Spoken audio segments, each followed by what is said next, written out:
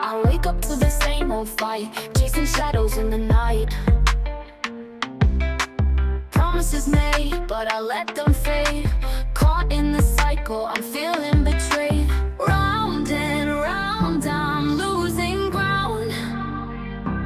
Trying to break free, but I can't see.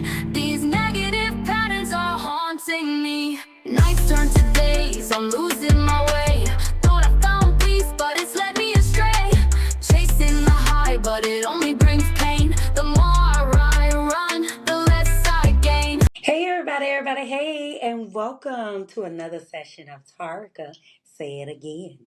And today our topic is on the child you once were is still showing up. I'm going to say it again and slow it down. When the child you once were is still showing up.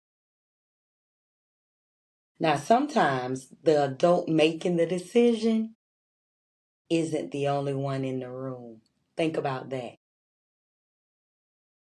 The child you once were may still be influencing how you love, how you communicate, how you respond to rejection, and even the patterns you keep repeating.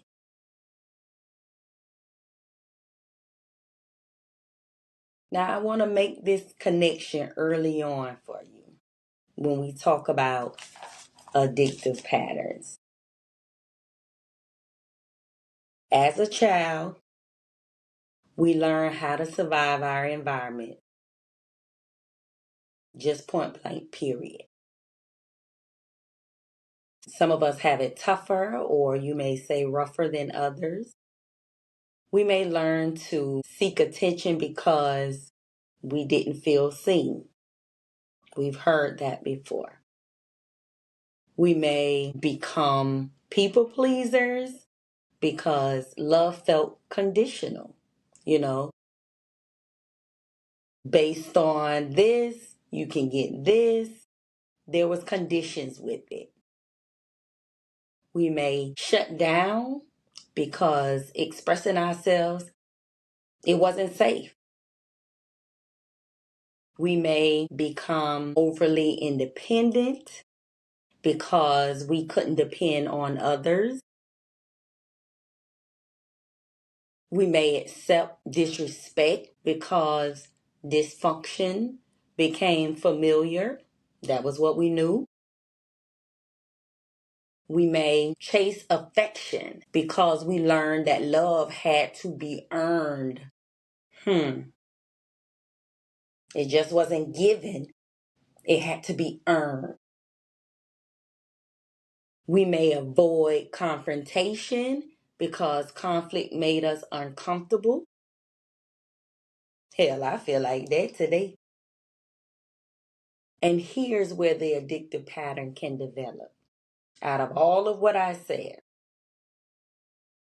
what helped the child survive may become the adult's unhealthy pattern. I'm going to say that again. What helped the child survive may become the adult's unhealthy pattern, when you get older. The problem is that the adult may no longer be in the environment that required that behavior. But guess what? They're still responding as if they are. Question. Are you responding to what's happening now? Or are you responding to something that happened then? Now, that question alone can open up a whole another conversation. Take, for example, I may use someone's partner, their husband, their wife.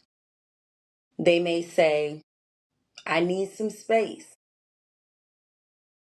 Well, maybe the child, or I'll say maybe the adult hears they're leaving me.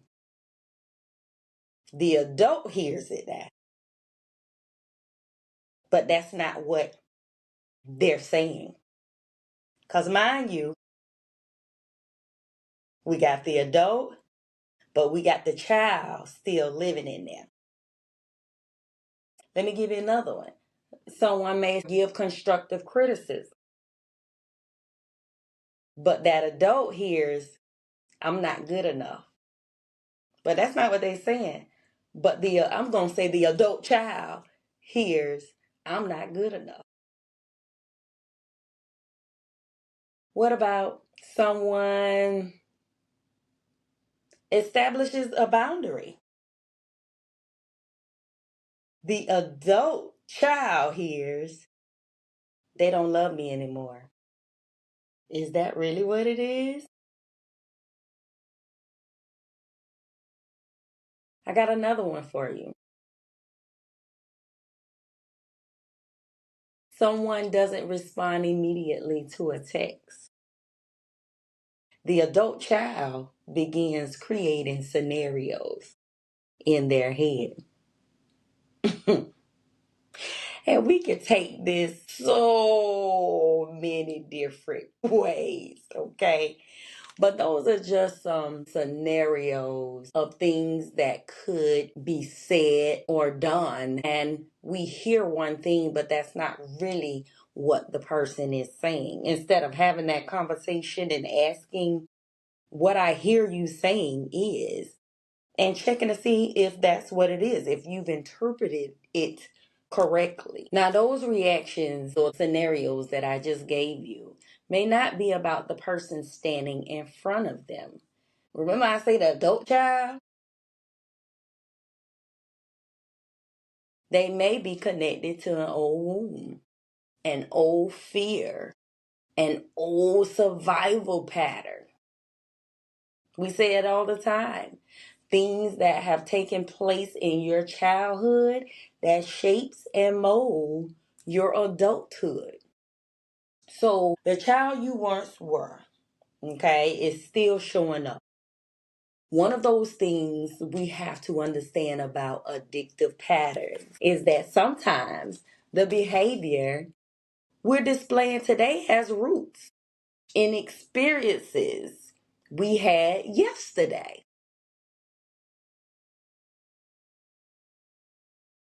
Think about that child.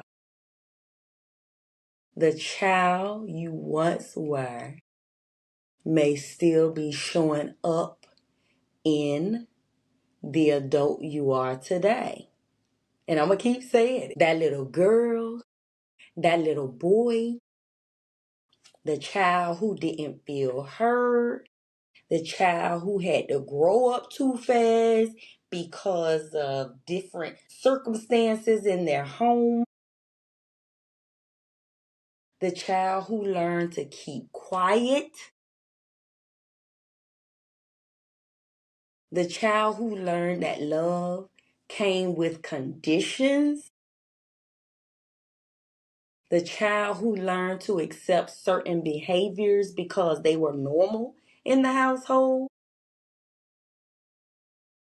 You grew up, but sometimes the pattern didn't. Oof, you heard me. You grew up, but sometimes the pattern don't.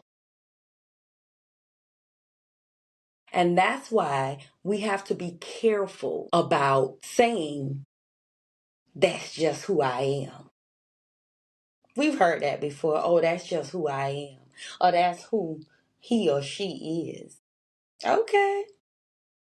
You've heard me say it. That don't mean that I gotta accept it because that's who you are. Maybe it isn't who you are. Maybe it's something you learn. We talk about those learned behaviors. Yes. Maybe you're not overly needed because that was something I said early on, right? Maybe you're not overly needed. Maybe you learned to chase love because you were afraid of losing it. Maybe that's why your behavior, your action is as such. Let me give you some more. Maybe you're not controlling. Maybe control became your way of creating safety. Maybe you're not emotionally unavailable. Maybe you learned early that showing emotion wasn't safe. And we've heard some male testimonies. Boys, suck it up. Boys ain't supposed to cry. Hmm. Maybe you're not a people pleaser.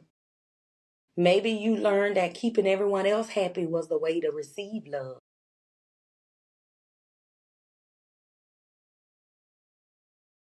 All of what I just said can be the work of addictive patterns when we talk about recognizing the behavior, understanding where it came from, and deciding whether it still has a place in our lives. Because healing isn't about blaming the child you were. No, not finger pointing. That's not healing. It's about understanding that child. It's about telling that little girl or that little boy, you don't have to survive that way anymore. So the question isn't simply what's wrong with me, okay, or what's wrong with them. The better question is what happened to me that taught me to respond this way? What happened to them that taught them to respond that way? Why are they acting out like that? What happened? And once you understand the pattern, hey, then you have a choice. You can continue repeating it, or you can become the person who breaks it. Breaking those generational curses, breaking those generational habits, breaking those generational trauma, breaking those generational patterns. What did you learn as a child? I have one last question for you.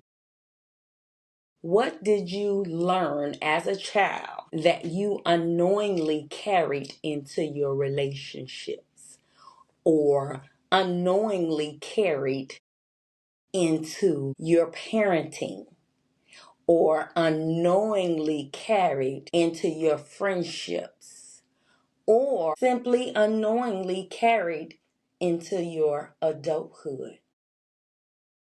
Food for thought. Hopefully you got something out of today's session. Please do not forget to like, share, and subscribe to iHeartRadio, Spotify, and YouTube. Have a good one.